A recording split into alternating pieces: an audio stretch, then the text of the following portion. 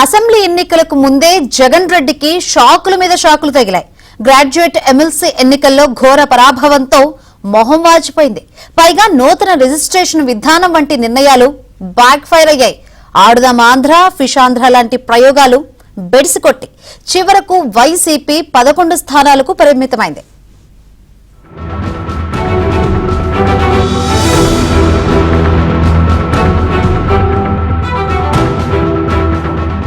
YCP ప్రభుత్వం అధికారంలో ఉన్న సమయంలో జరిగిన గ్రాడ్యుయేట్ ఎమ్మెల్సీ ఎన్నికలు రాష్ట్రంలో చరిత్ర సృష్టించాయి.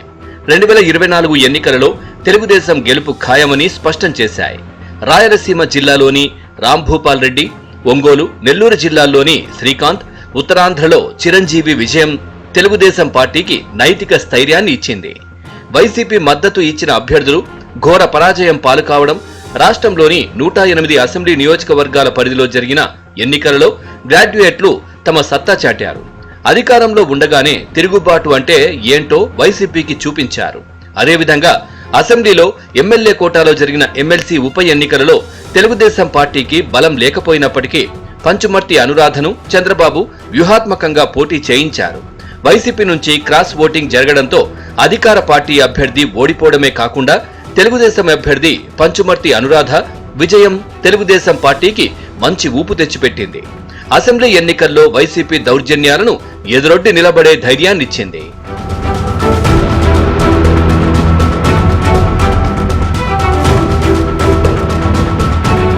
సరిగ్గా ఎన్నికలకు ముందు తెలుగుదేశం పార్టీకి బ్రహ్మాస్త్రంగా రిజిస్ట్రేషన్ వ్యవహారం మారింది. ఎవరైనా ఆస్తులు రిజిస్ట్రేషన్ చేయించుకుంటే ఒరిజినల్ డాక్యుమెంట్లు ఇవ్వబోమని, కేవలం జిరాక్స్ కాపీలు మాత్రమే ఇస్తామని, ఒరిజినల్ డాక్యుమెంట్లు వెబ్సైట్లో ఉంచుతామని ప్రభుత్వం తీసుకువచ్చిన నూతన రిజిస్ట్రేషన్ విధానం వైసీపీ కొంపముంచింది. రైతులకు పట్టాదారు పాస్ పుస్తకాలపై జగన్ బొమ్మ వేసి ఇవ్వడాన్ని కూడా చంద్రబాబు ఎన్నికల ప్రచార సభలో చక్కగా ఉపయోగించుకున్నారు. మళ్లీ వైసీపీ అధికారంలోకి వస్తే మీ ఆస్తులు మీ పేరిట ఉండవని విడమరిచి చెప్పారు. ఆ ప్రచారం ప్రజల్లోకి బలంగా వెళ్లిపోయింది.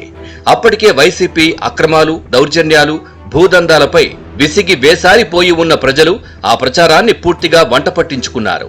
వైసీపీకి మాడు పగిలే విధంగా తీర్పు ఇచ్చారు.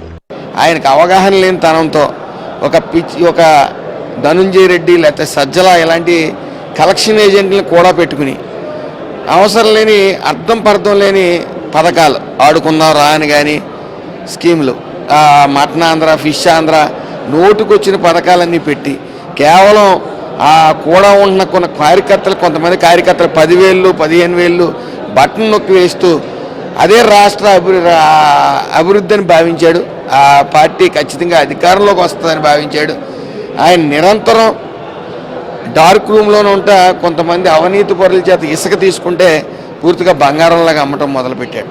కర్ణుడి చావుకు 1,00,000 కారణాలు అన్నట్లు వైసీపీ ఘోర పరాజయానికి ఆ పార్టీ చేసిన అక్రమాలతో పాటు స్వయంకృతాపరాధం కూడా నిలువునా ముంచేసింది.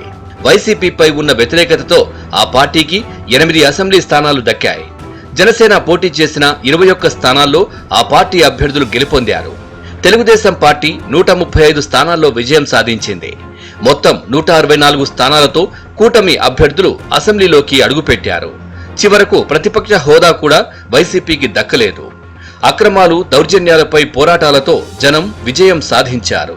వైసీపీ అరాచకాలు ఏ స్థాయిలో పెరిగిపోయాయంటే ఆ సంఘటనలు తలుచుకుంటే ఇప్పటికీ ఏపీ ప్రజలు ఆందోళన చెందుతూనే ఉంటారు.